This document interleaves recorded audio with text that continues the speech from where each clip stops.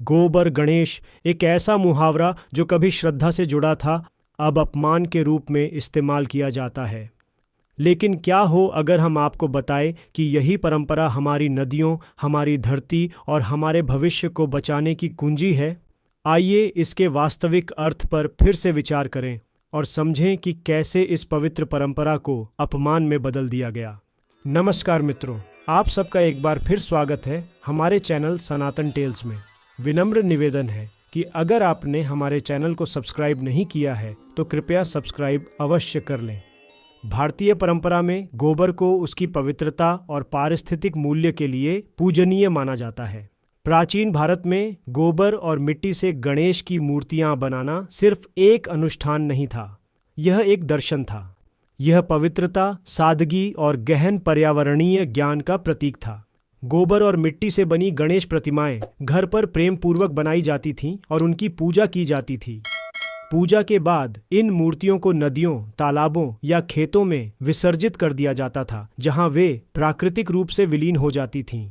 कृत्रिम सामग्रियों के विपरीत गोबर और मिट्टी भूमि को समृद्ध बनाती हैं और जल को प्रदूषित नहीं करती। यह प्रथा न केवल आध्यात्मिक रूप से सार्थक थी, बल्कि पर्यावरण के लिए भी लाभकारी थी। धर्म, प्रकृति और कृषि में सामंजस्य स्थापित करती थी। कृत्रिमता की ओर बदलाव। समय के साथ सामाजिक मूल्यों में बदलाव आने लगे। जैसे जैसे आधुनिकता आई, वैसे वैसे दिखावे का जुनून भी बढ़ता गया। उपभोक्तावाद के उदय और दृश्य भव्यता की चाहत ने चमकीली, चमकदार प्लास्टर ऑफ पेरिस की मूर्तियों की लोकप्रियता को जन्म दिया। ये मूर्तियाँ, जो अक्सर रासायनिक रंगों से रंगी होती हैं और जिनमें सीसा, पारा और क्रोमियम जैसी जहरीली धातुएं होती हैं, बाजार में छाने लगीं। वे देखने में तो चकाचौंध करने वाले लगते हैं, लेकिन सतह के नीचे वे जानलेवा हैं।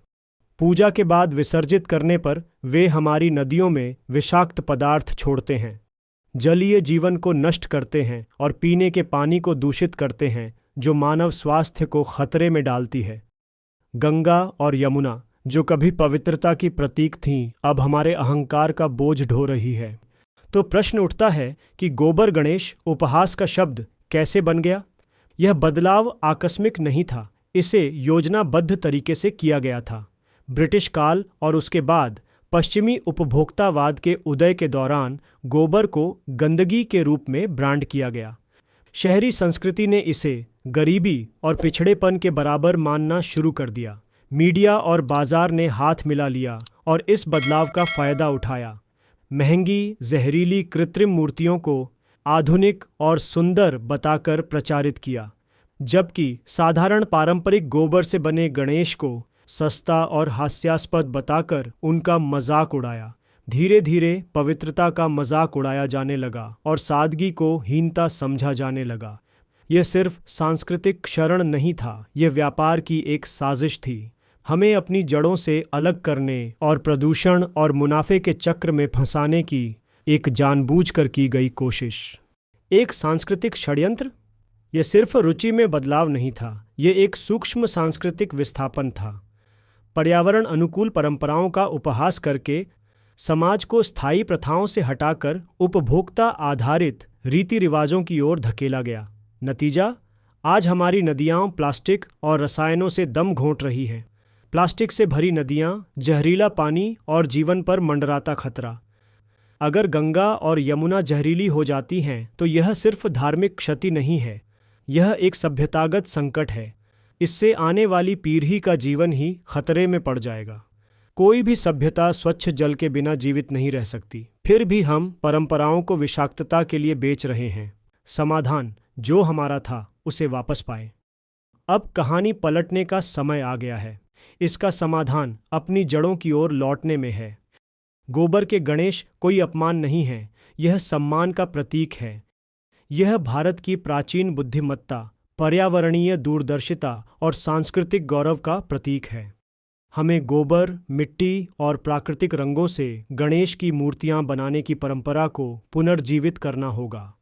हमें अपने बच्चों को यह सिखाना होगा कि असली सुंदरता, सादगी, पवित्रता और स्थिरता में है, बनावटी चमक दमक में नहीं।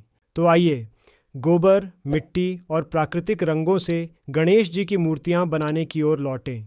आइए इस परंपरा को एक आंदोलन बनाएं और इसे पुनर्जीवित करें, क्योंकि अंततः यह केवल एक अनुष्ठान को बचाने के बारे में नहीं है, यह स्वयं जीवन को बचाने के बारे में है। इसमें हमारी नदियों को स्वस्थ करने, हमारी मिट्टी की रक्षा करने तथा जीवन को संरक्षित करने की शक्ति है। समाज को गोबर के गणेश पर गर्व करना होगा, अपमान के रूप में नहीं, बल्कि सांस्कृतिक बुद्धिमत्ता और पर्यावरण संरक्षण के प्रतीक के रूप में। आइए याद रखें, यह परंपरा पुरानी नहीं है, यह दूरदर्शी है। तो दोस्तों, अगर आप भी पर्यावरण से प्रेम करते हैं तो संकल्प लें कि आज से प्राकृतिक मूर्तियों की ही पूजा करेंगे।